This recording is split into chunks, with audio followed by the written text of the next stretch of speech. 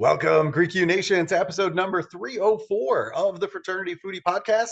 I'm your host, Mike Eilon, CEO of Greek University. I'm a speaker and a two-time author. Our second book is called From Letters to Leaders, Redefining New Member Education and Leveraging Belonging to Eliminate Hazing. So go and pick up that book today on Amazon. We call these episodes the Fraternity Foodie Podcast because there is nothing like great food to bring college students together. Fun fact, fraternity today is more relevant than ever.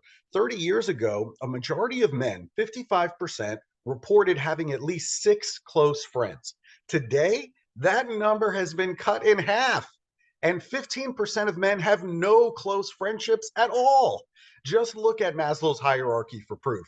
If we want to achieve our full potential, we must have love and belonging first. And that's one of the reasons why I'm such an advocate for fraternity as part of today's college experience, because today's men absolutely need that love and belonging in order to be successful. It's just absolutely critical. Now, we're going to get into some more discussions today with our next guest. His name is Gavin Frye. Gavin is a licensed marriage and family psychotherapist since 1983, and he's got a wealth of experience facilitating transformational work with individuals, couples, and entrepreneurial leaders. His specialty is supporting people in the midst of fertile life transition. He served on faculty for 16 years at the University of Santa Monica in California from 1987 through 2002, and he co-facilitated the pioneering master's degree program in spiritual psychology at the University of Santa Monica. Gavin has experience designing and facilitating a wide range of transformational workshops. So we are so honored to have Gavin on the show. Welcome, Gavin. Pleasure to be with you, Michael, and your audience. Hey, this is great. Listen, I know that you're going to be helping a ton of students today with all of your words, so I can't wait to dig in. And, I think we should start kind of with your youth and your upbringing as a youngster, because a lot of our listeners today, they've experienced some kind of trauma as well in their life. And you had to grow up very quickly in your family. I mean, you were in your teens when you had to grow up alongside your brother, who is actually a convicted murderer, and he's a white supremacist gang leader. I mean, how have you been able to work through all of that trauma that you must have experienced growing up? Well, it's been a journey, and I do believe that all of us are on what Joseph Campbell calls a hero's journey. And I think most of us, if not all of us, experience some form of trauma, usually in our early years. I was doing great until age 10, but at age 10, my sister was 17, my brother was 15. At 17, my sister started becoming a heroin addict for 15 years. And my brother, starting at 15, started a life of crime, and he went all the way. I mean, he kidnapped people, and then he started murdering, and he became a white supremacist gang leader, killed a lot of Black people. Now, you could imagine, for my folks and I, we were in the wake of all of that. It was decimating. It was highly traumatic. It just felt like I was shot out of the sky from my earlier life, and it was dark. Now, I survived by pretending that I was fine because I didn't want to hurt my parents anymore. I didn't want to cause them more trouble. And honestly, underneath, I was afraid I might go off the rails as well. But here's the good news. It catapulted me into psychology and spirituality because I had to go that direction to heal. And I found some very, very good resources that helped me go in that direction, and ended up, that was my life's work. So as difficult as all of this was, it was turned into gold because I discovered my inner voice, my path, my gifts for working with people in deeper healing ways and intimate ways. Wow. It's just so interesting to me how life's experiences for you as a kid have really catapulted you in terms of your life mission. That to me is just so fascinating. And it also proves that healing is possible. A lot of our listeners right now, I'm sure, have gone through some kind of trauma in their lives. And at the moment, they might be feeling like there's just really no way out. But clearly, you found a way out and you're helping other people as a result. So, it's just very, very interesting to me how things happen to us, and ultimately that is kind of God's way of pushing us in certain directions to try to give back and to try to make this a better place for all of us. So just fascinating. Fascinating stuff. It's like we're on this planet, it seems, to learn and Yeah. to grow. And challenges are a part of that. They're not meant to defeat us, but they're meant to strengthen us. But it helps to have a wise perspective and context for what's going on. Otherwise, have a tendency to interpret things, which I did at the time. Something's wrong with me. I'm unworthy. I don't have anything to offer. I pulled away from all my friends. It was some pretty dark years there for about 8 or 9 years for me. Yeah, I bet. Now, Yeah. eventually, you served on faculty for 16 years at the University of Santa Monica, which is, of course, a beautiful, beautiful place. What makes, other than the just sheer beauty of the city, I mean, what makes the University of Santa Monica such a special place for you? Well, I finished my bachelor's and my master's in psychology at a traditional school.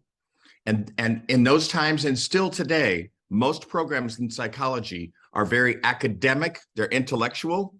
And if you're a student, you don't get a chance to look at your own material, your own trauma. So I graduated with my master's, and I was no more ready to help people than the man in the moon. Then I found the University of Santa Monica. What they offered was two things. One, they integrated the spiritual dimension into the process, which was everything to me. And for your audience, when I say spiritual, I don't mean religious. I mean the assumption that inside each of us is a love, wisdom, and compassion. And that's what's at the heart of us. Lincoln called it the greater angels of our nature. So having a spiritual perspective to look at reality, the other thing they offered was a safe space where I could actually let up all of my emotions and my trauma and all of the pain I had from my earlier years so it could be released. And I then learned, and I started to have experiences like, I'm very gifted at being able to work with people and healing and coming into who they are. So they immediately saw that they wanted to welcome me on faculty, and I was there for 16 years. And we would work in large groups, communities, offering a safe place for the human part of us, and also help us cultivate a connection with the deeper part of us, our intuition, our love, our wisdom. And the program is, a third of the students travel from all over the country 1 weekend a month to do it because it's so rare. Most programs in psychology are not as mature and integrated as they had. Wow, what a great community that you ended up there at University of Santa Monica. That's certainly a blessing for you and the students that are going through the spiritual psychology program as well. Now, I know you have this new book. It's called The Real You: Leading Your Life from Your Authentic Self. Why do you feel that authenticity is actually your greatest and most untapped resource? Well, if you think about my experience of how dark those days were for quite a few years, and they even continued through getting a bachelor's and master's, it was authenticity in the right environment, because we don't want to just be authentic to anyone. We want to be authentic where there's a safe space. Whereas you talk about love and belonging, there's an opportunity for love and belonging. But as soon as I saw that I was in an environment that invited that, I remembered the one day of a training in this personal growth training, I just broke down and cried for like 10 minutes. And I was embarrassed. I felt weak as a man, but I was surprised at the break. So many people came up to me and said, "You're brave. You're powerful. We're glad you're here. Thank you for risking being honest."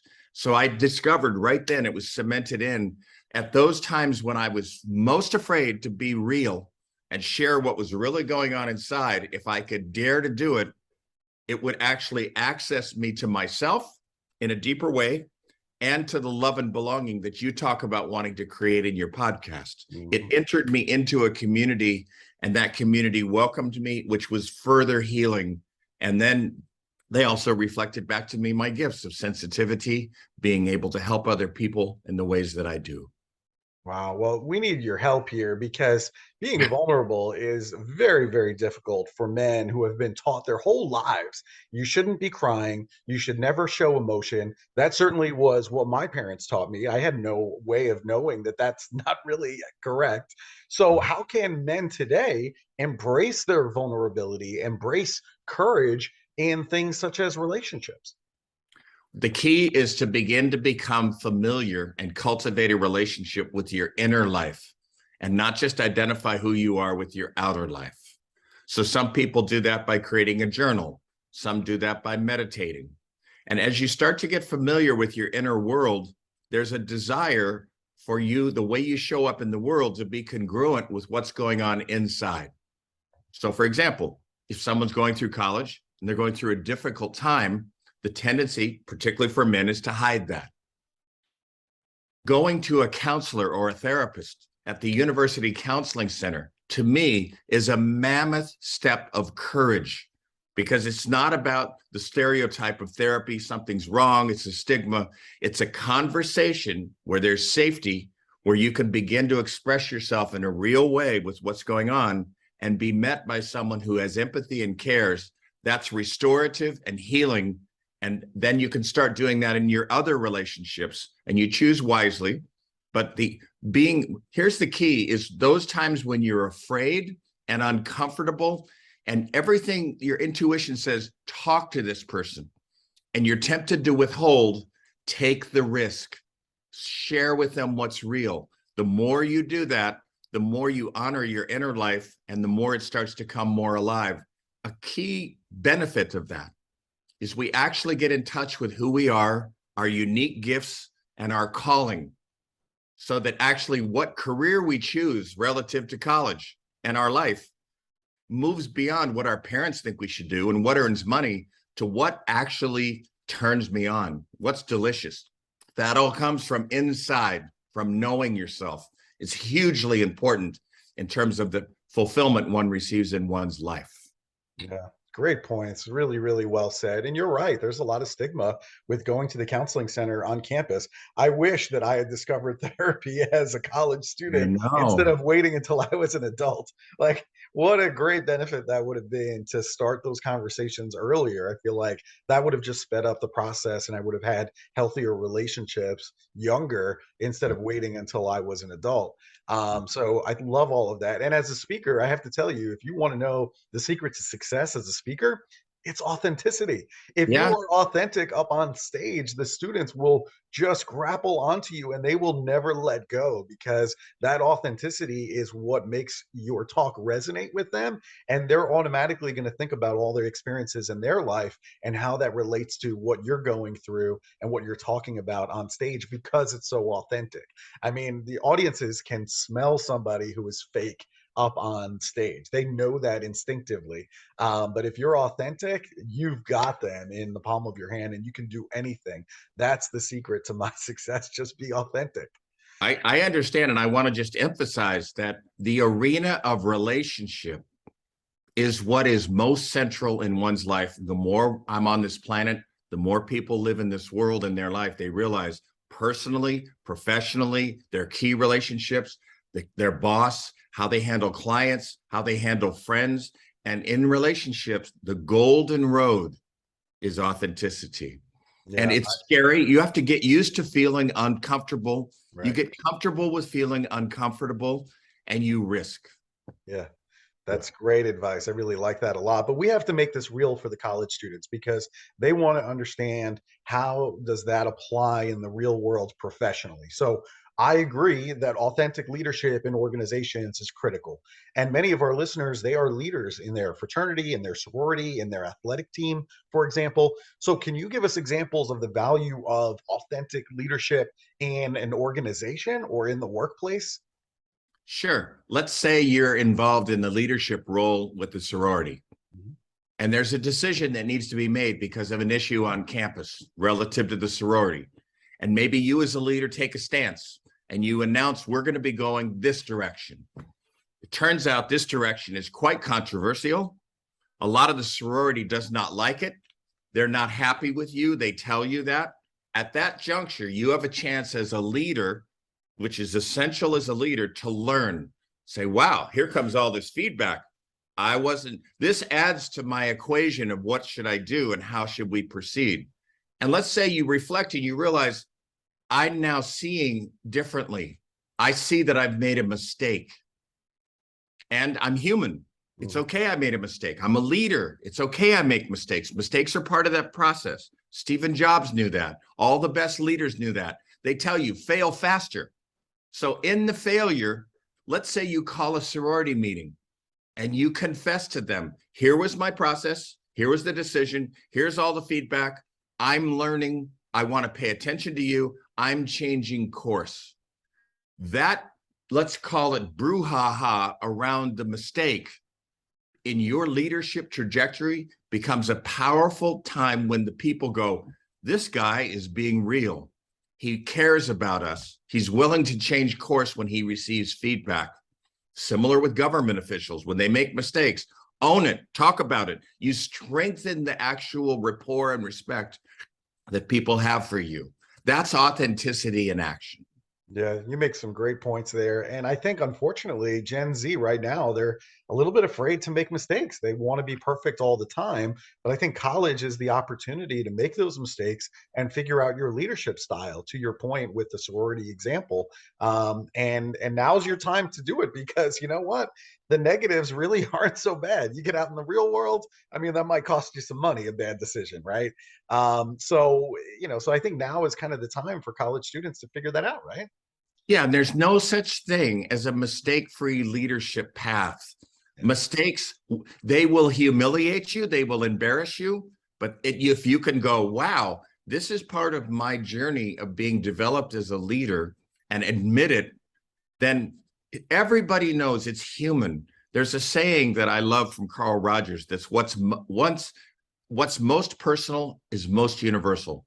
So when a leader says, I made a mistake, I'm learning, everybody inside has now permission to make mistakes themselves, because this guy is taking the lead and risking the vulnerability of our wrath, almost like he's making his jugular exposed, saying, I made a mistake. No one. Now, if someone strikes against it, then you realize some people are going to strike against it. But this is the way that I grow, is I embrace learning as a path. Perfection is an empty mirage. Yeah, so right. And for all the college students that are listening now, I've made a ton of mistakes. Success is not a straight line. Okay. Yeah, I know No, you think so at the moment, no. but I'm telling you, it's not a straight line. You're going to make a lot of left turns, a lot of right turns, trying to figure out what the right path is. Eventually, you're going to get there. And I know it's frustrating in that process, but understand that success is not a straight line. And yes, we're divine and we have all these deeper qualities, but yes, we're also eminently human. Mistakes are part of the process. And those that are willing to be public in their display of their learning, you took a look at Tiger Woods. Imagine how humiliated he was when everything shook down in his world with his behavior personally. He held steady and he grew from that. He grew stronger from that. It was a beautiful thing for me to witness. Yeah, agreed. Now, there's a lot of stuff that are going on in the country right now. I looked at a lot of the depression that's happening amongst Gen Z and college students and the reasons for that. I mean, you can see politically, there's wars. I mean, we're divided as a country between Republicans and Democrats. I mean, it's dividing families right now. And Yeah. so, how do we keep our family relationships intact when we have disagreements maybe with them on religion or politics? When I was at the University of Santa Monica and I began to learn what a spiritual perspective really means in a grounded way, what it meant was when I was relating to someone, let's say a family member, I have to make a distinction between their essence and their behavior. There's a difference between their essence and their behavior. So if I have an uncle that is a rabid fan of one political party or another, even though I may not see the world the same way he does politically, I can build rapport with who he is underneath all of that, beyond those opinions. And I can honor that place. Maybe you've heard the Buddhist statement, namaste. Mhm. The soul in me honors the soul in you. So it's essential in our family relationships and beyond that to be able to say, I want you to know, this is you to another person, I honor you. Even if we disagree about this, I don't want to get into a fencing match with you or a boxing match about opinions. I want to make sure you know that I honor you and I'm grateful we're here. So if we have a Thanksgiving dinner and messages, communications, conversations start that are contentious, you can bring the focus back to, I'm grateful that we're here as a family. I know how much all of you care for me, and gratitude. And so you don't enter into having a position as the primary point for relating to somebody. There's going to, even if you don't understand how they could possibly have that decision, What you don't need to do is polarize and take a contrary position and then fight with your minds. You let your heart take more of the lead and say, I know we may not see this the similar way. Maybe it's best we don't even talk about this. I'd like to know how your son is doing. I know he just went to college. How's Jesse? I like that a lot. That's a good approach. Now, I alluded to it earlier, talking about the depression and anxiety that a lot of our listeners are feeling right now. And I think a lot of it has to do with, A, social media, B, certainly the news. It's just a terrible place right now. I mean, we have wars going on in Ukraine. We have very high inflation. We have rising college debt. We have political feuds going on all over the globe. I mean, not just the United States. How can we possibly be uplifted by the news right now? I had a spiritual teacher that I worked with for 35 years.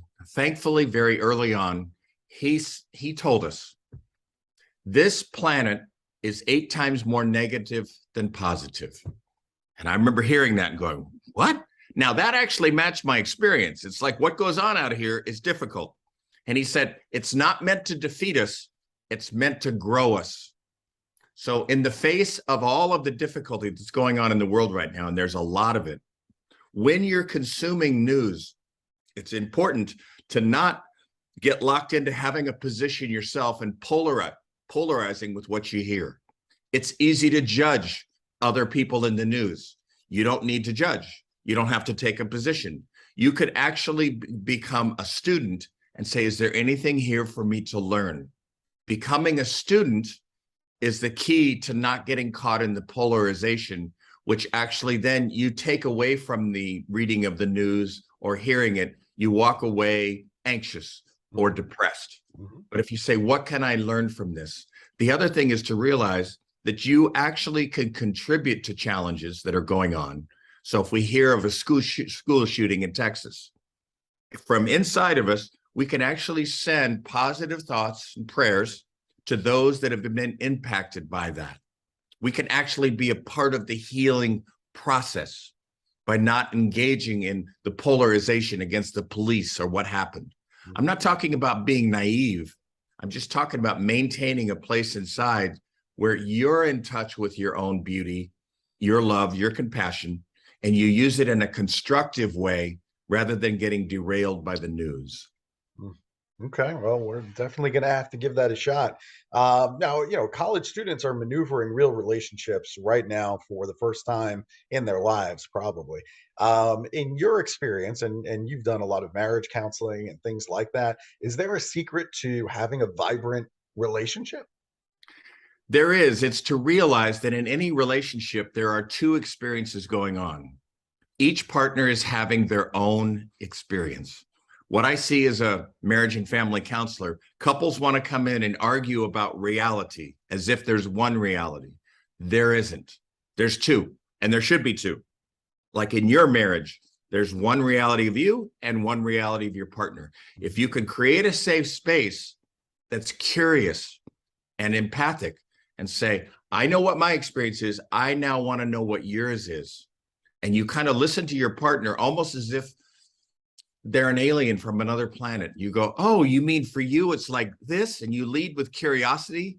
They will feel seen and heard, which leads to intimacy, even amidst differences. So that's a big key. Another is to say, one at a time, someone talks about their experience. So partner A goes, I want to talk for a while, maybe 5 or 10 minutes about what's happening for me so that you can understand. The other person knows all they have to do is listen and receive. They don't have to agree or disagree. And then tell them what they heard. Listening is healing. Listening is bonding, even amidst differences. That's the trick, even we talked about earlier about with family relationships at the table. You can hear somebody's concerns about what's going on in the world when you go to Thanksgiving dinner, and you could say, oh, so for you, this is really scary. Person goes, yeah, this is scary. Then they feel heard. It's healing. I love it. That's really, really great advice. I was reading some of the news in the New York Times this morning. They were talking about a professor in New York City who basically was essentially just fired, essentially because his biochemistry course had failed so many students. And really, what the professor was saying is that because of the pandemic, he feels like the students are essentially not up to par, that they have had 2 years of subpar education. He wants to teach biochemistry the way that he can teach he was a tenured faculty, at a very prestigious institution. And now he's working in New York City as an adjunct and, really giving it to the students at a very high level. And that's what he expects, regardless of what has happened over the last 2 years in terms of the pandemic. But the college students, they've had 2 years where most of their interactions with professors, with their classmates, were all online on Zoom. And so I guess the question is, how do we successfully return back to in-person teaching, back to in-person relationships, back to real world interactions after we've had so much time away from each other? It's a really good question. And I think one has to take into account of how intricate and multi-layered we are as human beings. What has happened on this planet with a pandemic, just the pandemic alone, although there's been other things, but with the pandemic, with the fear, with the masking, with the polarization and the politics, and then also the isolation is a huge adaptation. It's a huge ask of everybody, not only college students, but college students, their whole orientation towards college has been turned upside down and derailed.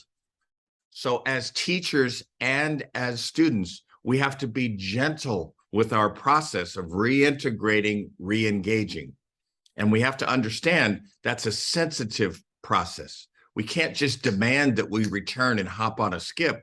It doesn't work that way. We need to be gentle. We need to offer, I'm not saying he needs to lower his standards, but remember where I talked about making a distinction between essence and behavior. It's like you need to relate to your students as they've just gone through a major trauma. So has the teacher.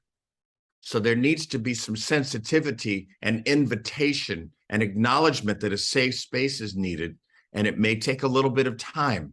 It's similar if a parent is raising a child, it's having a difficult time. You don't just jam in with your expectations. You say, wow, I see you're having a difficult time. And I want to be here to support you. I see you. I trust that we can get through this. Those are the kind of messages you want to be giving as a teacher to a student. Great advice. Really, really nice.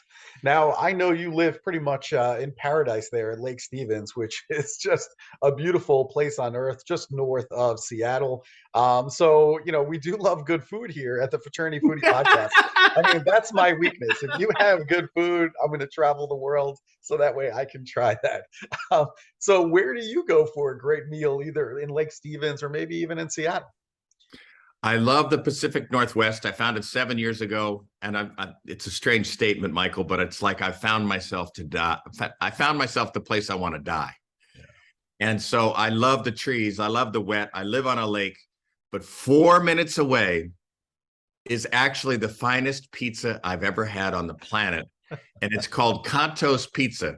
Okay. And they're luxurious with the cheese, quality ingredients, and the crust is baked like Chicago style pizza. Oh my God. All right. You have to tread lightly though, because you have to understand I was born in Manhattan, New York City. Okay.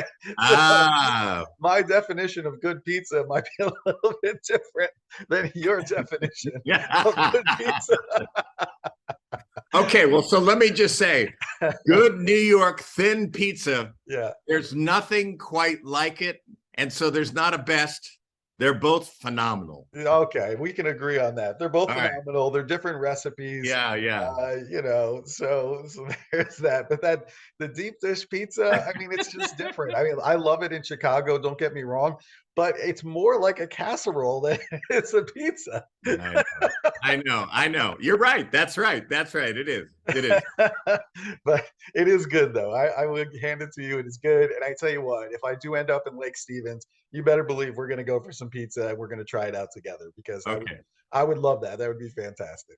That sounds great. That sounds great. All right. So if our audience members, if they want to connect with you for mentoring, workshops, speaking opportunities, where should they go to connect with you?